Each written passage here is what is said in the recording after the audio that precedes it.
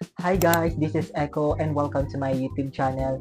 So for today's video, paano ba tayo makakakuha ng online appointment dito kay PSA at sa mga hindi pa lang kung paano kumuha ng copy ng Certificate of Birth, isamahan nyo ako dahil ituturo ko sa inyo kung paano mag-online appointment dito. Kaya tara!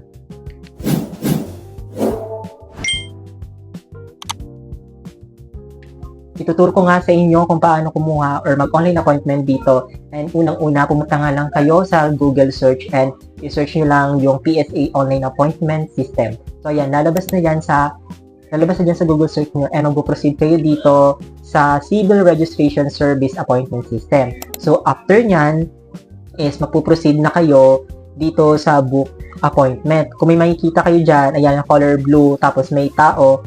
So, ayan, i-click nyo lang yan ng book of appointment and then after that is mapoproceed kayo dito sa next, may important reminder sila.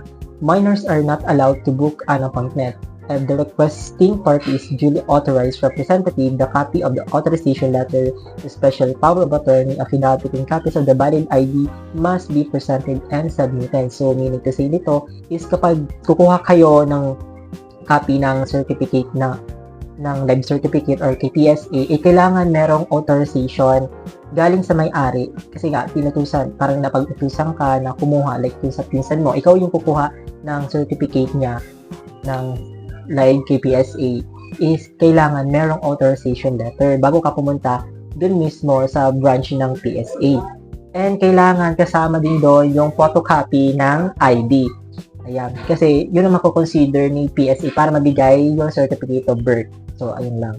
And provide complete and correct detail for applicant authorized representative. Kailangan meron kang signature doon na ikaw mismo talaga yung gumawa ng authorization letter.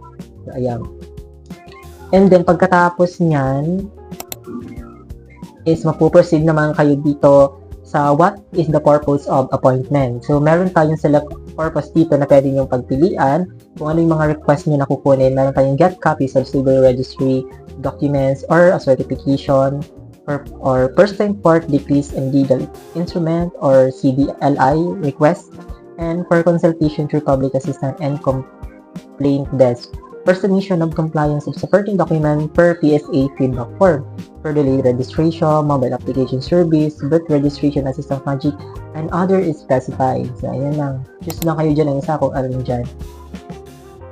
And then, magpo-proceed ulit kayo dito sa please specify the PSA Civil Registry System outlet where you want to set an appointment. So, choose a region. Kung saan region kayo naka-stay talaga, malapit sa inyo. So, ang piliin nyo kung saan kayong area, halimbawa, dito ako sa Region 5. So, dapat Region 5 yung ilalagay mo dito. I-click mo. And of course, kung nasa Region 4 ay Kinama, Mimaropa region, so yun ang ilalagay mo dito. And after that, mapuproceed kayo to the next dito sa choose outlet nila. So, kung anong branch ba yung pupuntahan mong outlet, like meron dyan na PSA CRS of Legazpi, dahil nandito ako sa Legazpi City, sa Albay, so ito yung i-click ko. Kung nandiyan ka naman sa CRS outlet Naga City, so Naga City yung ilalagay mo. So, ayan lang. And then, next mo lang siya, and after yan is mapuproceed kayo dito sa first name, middle name, last name, email, mobile number. So, ilalagay mo yung name mo, middle name, last name, and email, syempre, kailangan yan. And ilalagay mo yung number mo. And kapag okay na, so i-checkbox mo lang tong agree na ikaw ay nag-agree talaga dito sa pagkuha mo ng certificate of birth.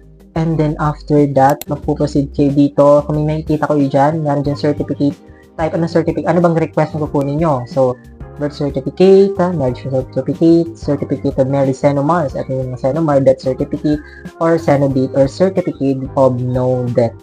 So, ayan lang. Pipili lang kayo dyan. Kung request mo naman birth certificate, so yun lang kukunin mo. Ayan lang. And, of course, after nyan, ano bang yung relationship mo? Pwedeng, kung may lalabas yun, di ba? May lalabas dyan sa relationship na self, spouse, father, mother, son, daughter, grandparent, grandchildren, authorized representative. So, kung sa sayo naman kukunin mo, so, i-click mo yung self. And then, kung kay sa asawa mo, kung sa father mo naman, so, yun lang, i-click mo. It depends yon sa request mo kung ano talaga yung kinakailangan na ilalagay dito. Ayan. And then, pagkatapos niya, mag-set na kayo ng preferred yung appointment. Like, for example, ayan, merong September 2025. So, yung available day nila is 29 and 30. Ayan, may makikita kayo dyan. And after that, may makikita kayo dyan na time kung anong oras kayo pupunta sa branch nila. Meron dyang 7 a.m., 8 a.m., 9 a.m. until 4 p.m. So, it depends sa inyo and meron silang available slot. Kung nakikita nyo dyan, meron silang 26 from 7 a.m., 26 slot, 8 a.m., 25, 9 a.m., 24, and etc. etc. Ayun lang. May kita nyo yan dyan.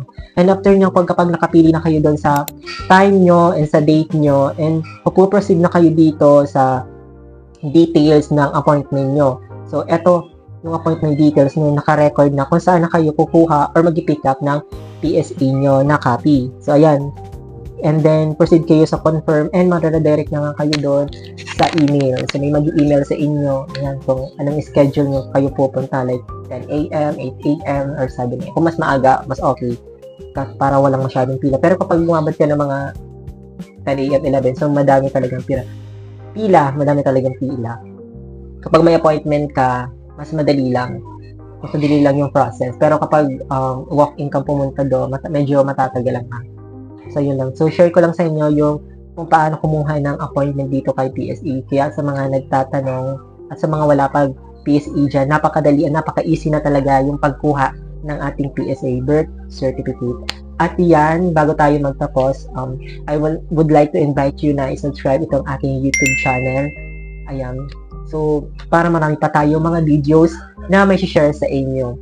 So, yun lang guys, and maraming salamat!